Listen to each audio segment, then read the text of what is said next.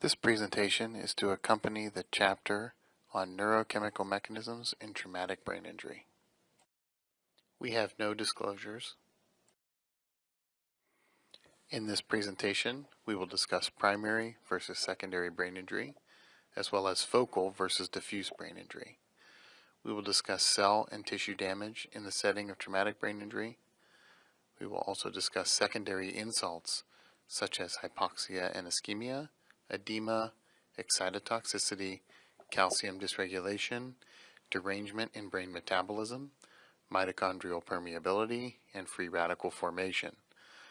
We will differentiate between the different types of cell death and their role in traumatic brain injury. Finally, we will discuss neuroinflammation and its role in traumatic brain injury. Primary brain injury refers to the damage that occurs as a result of the mechanical forces at the time of injury. Secondary brain injury refers to a complex, interrelated series of molecular events that stem from the primary injury. These events can occur up to weeks or months after the primary injury.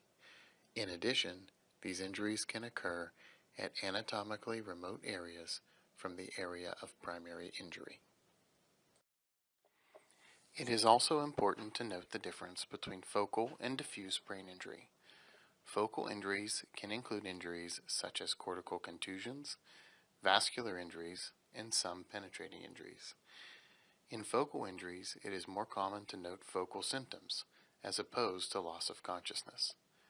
Diffuse injuries can include concussions and diffuse axonal injury. The hallmark of symptoms in diffuse injury is loss of consciousness. It is important to consider that these types of injuries may occur simultaneously. We will discuss the type of damage that occurs in traumatic brain injury with regards to multiple neural structures. Neuron cell bodies and dendrites have been found to be relatively resistant to damage despite their large membrane surface area. In axons, axoplasmic retraction balls have been noted at sites of axonal discontinuity for over 50 years. These have been seen in high density in white matter tracts in upwards of 25% of severe TBI patients. These were initially thought to be the result of immediate tearing, but this is now known to be a progressive process. Unregulated calcium influx ultimately leads to caspase activity and further axonal injury. The culmination of this process involves failure of axoplasmic transport, pooling of intra-axonal content, and pinching off of the axon from the distal segment. This usually occurs 24 to 72 hours after the traumatic event. Proximally, Wallerian degeneration occurs and the distal axon fragments eventually disappear. Cyclosporine has been shown to blunt this response in experimental models. However, further clinical studies are required. Astrocytes play a key role in the injury process following TBI. They are involved in both ionic homeostasis and neurotransmitter reuptake. In addition, they are a significant component of the blood-brain barrier, which is often disrupted in TBI. A dysfunctional cation current can develop, which can lead to cytotoxic swelling. Microvascular damage is also a notable component in TBI. It is estimated that a 5 times greater force is required to damage peel vasculature in comparison to axons. However, more force is transmitted to surface vessels as opposed to deeper axons.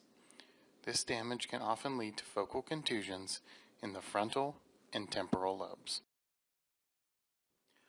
Ion channels may be altered significantly through mechanical deformation, which can occur in the setting of TBI. This deformation can persist for several hours after the event. This has been noted to lead to an efflux of potassium into the extracellular fluid in vivo models. In addition, calcium influx is also seen through the alteration of both voltage-gated channels and reversal of the sodium-calcium exchanger. These events can ultimately lead to cell death. Changes can also be noted at synapses. Early on, a transient release of excitatory amino acids and acetylcholine can be noted. These amino acids can rise to 50 to 60 times their normal concentration. In addition, increase in glutamate levels are also noted.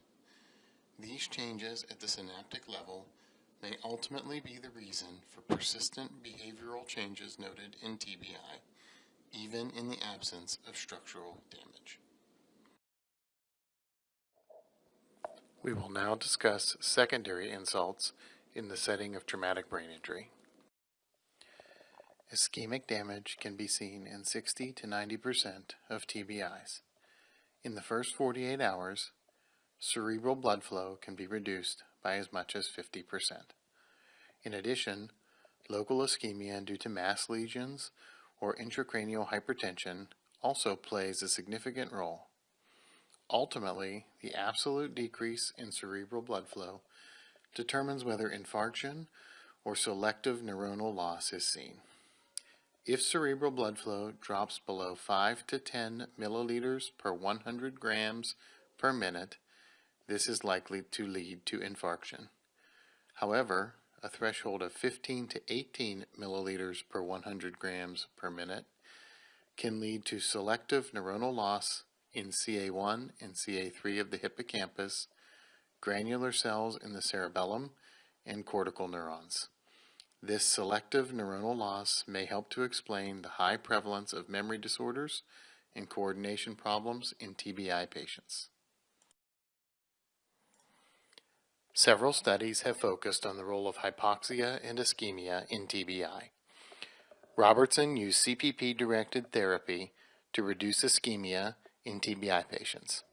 Through jugular venous saturation measurements, it was noted that cerebral ischemia was reduced. However, due to an increased incidence of ARDS in these patients, no outcome benefit was noted. The BOOST trial used intracranial catheters to measure brain oxygenation. They were able to show decreased amounts of brain hypoxia when this number was monitored. In addition, there was a trend towards a mortality benefit. Further study is currently underway. Cerebral edema is noted in almost all severe TBIs and 5 to 10% of moderate TBIs. This can lead to a vicious cycle of decreased CPP, ischemia, and worsening edema. This edema was initially thought to mostly be vasogenic in nature. However, it has now been noted that vasogenic edema only accounts for 25% of cerebral edema in TBI. The rest is noted to be cytotoxic in nature. However, the mechanism for this is still poorly understood. Aquaporin 4 has been heavily studied in TBI with regards to its relation to cerebral edema. This is thought to be a primary water channel in brain tissue. When this was deleted in cytotoxic models, it appeared to be somewhat protective. However, when deleted in vasogenic models, it was noted to lead to decreased clearance of edema. Glyburide has also been studied in cerebral edema, mostly in the setting of infarction. This has shown promise in reducing edema on imaging. Excessive release of excitatory amino acids, such as glutamate and aspartate, is common after traumatic brain injury. After these bind to the appropriate receptor, the intracellular levels of calcium and sodium rise. This is then followed by an influx of water. This influx of water leads to organelle swelling, plasma membrane swelling, and ultimately cell death. There have been several studies which have attempted to attenuate glutamate excitotoxicity. However, minimal survival benefit has been noted. Calcium dysregulation is also very common in the setting of traumatic brain injury. Increased levels of intracellular calcium are linked to downstream injury mechanisms such as cysteine proteases, mitochondrial permeability, and free radical toxicity. Exclusive of etiology, intracellular calcium influx can ultimately lead to cell death. Nimodipine, a calcium channel blocker, has been studied in traumatic brain injury, but little benefit has been noted. Minutes after an axonal stretch injury, malalignment of the cytoskeletal components can be noted. This malalignment leads to the loss of microtubules and increased spacing of the neurofilaments, most prominent at nodes of Ranvier. Caspases and calpains play a key role in cytoskeletal degradation. These molecules cleave spectrin, which is a microtubule-associated protein. This cleavage occurs at particular points, leading to specific spectrin breakdown products. SBDP120 is associated with caspase cleavage. SBDP145 is associated with calpain cleavage. SBDP150 is associated with general protease activity. There is some data to suggest that the level of spectrin breakdown products in CSF may correlate with TBI severity and outcomes. In addition, some preclinical work has been done with calpain inhibitors with modest benefit. However, no human studies have been completed. Global or focal metabolic derangement is common after traumatic brain injury. This is most likely due to the impairment of oxygen and perfusion. Glucose metabolism can increase briefly in areas which were maximally deformed by shearing forces or in penumbral zones of contusions. However, days after injury, glucose metabolism has been noted to be depressed and may remain so for weeks after injury. Hypothermia has been shown to preserve cells with metabolic derangement. However, no outcome benefit has been noted in traumatic brain injury in humans. Mitochondrial permeability transition is defined as increased mitochondrial permeability induced by the influx of calcium. This is initiated by opening of the mitochondrial permeability transition pore. This devastating event leads to mitochondrial swelling, membrane rupture, and ultimately loss of function. This leads to significant deficiencies in neuronal metabolism and ionic equilibrium. This can starve the brain of needed nutrients, even in the setting of adequate nutritional supply. Cyclophilin D is thought to be involved in regulating the opening of the mitochondrial permeability transition pore. Cyclosporin has been shown to bind to cyclophilin D and attenuate the opening of this pore. NIM-811 is a similar agent without immunosuppressive properties which has been studied. However, no outcome benefit has been noted in traumatic brain injury. Reactive oxygen species contribute heavily to secondary injury in traumatic brain injury.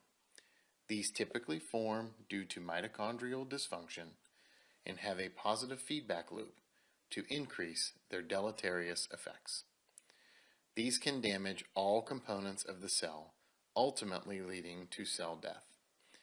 The brain is particularly vulnerable to these due to its high level of polyunsaturated fats and low levels of antioxidants. These can also be formed due to inflammation or calcium influx. Superoxide and nitrous oxide are two of the more common species noted, while a number of endogenous enzymes, such as superoxide dismutase and glutathione peroxidase, protect against oxidative damage. These are often inactivated by elevated calcium levels. Corticosteroids have been studied as they inhibit phospholipase A2 and cyclooxygenase pathways. However, they have actually shown harm in human trials.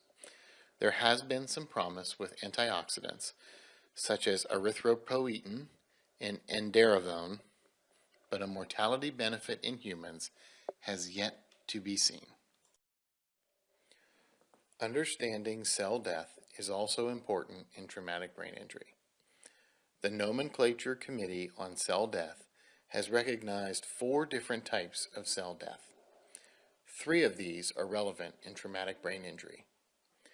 In autophagy, no chromatin condensation is noted, but large vacuolization of cytoplasm is seen in the absence of phagocytes.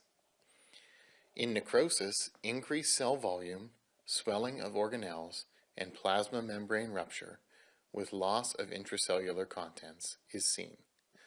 Finally, apoptosis is an energy-dependent process with retraction of pseudopods, reduction of cellular volume, chromatin condensation, nuclear fragmentation, no ultrastructural modification of organelles, plasma membrane blebbing, and engulfment by residual phagocytes. As you can see here, apoptosis can be triggered by both intrinsic and extrinsic pathways. Caspases are involved in both pathways. DNA damage is typically the trigger for the intrinsic pathway. Molecules such as TNF-alpha and Fas ligand binding to receptors on the cell surface are typically the trigger for the extrinsic pathway. While each pathway begins differently, they both culminate with caspase 3, 6, and 7 ultimately leading to cell death. Neuroinflammation plays a dual and opposing role in traumatic brain injury. While this initiates demolition and repair of damaged tissue, it also releases neurotoxic substances which promote brain damage. Transforming growth factor beta 1 plays a key role in the regulation of inflammation. When this is activated, NADPH oxidase is in turn activated, leading to generation of free radicals.